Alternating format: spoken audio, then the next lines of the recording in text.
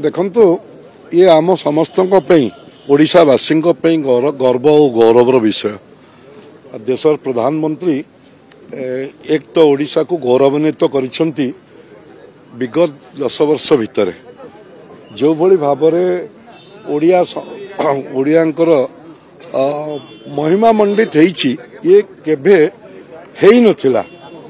से पद्म पुरस्कार कथा कहतु, ओडिया संस्कृतिर कथा कहतु, ओडियार शिल्प कथा कहतु, G20 रे कोणार्क चक्र कथा कहतु, ये सब कथार ओडिशार आज गोटे समग्र भारत वर्ष रे स्वतंत्रता बहन करिछि। तापर सर्वोपरि आज विधायक सांसद मंत्री परिषदर समस्त सदस्य मुख्यमंत्री तांका सहित राज्यर पदाधिकारी सेमानंको सहित आसंता 2036 मसीह ओडिशा किभली थिबो जो विकास चित्र ये जो करिसेंती ये निश्चित रूपे समस्त को प्रेरणा दे।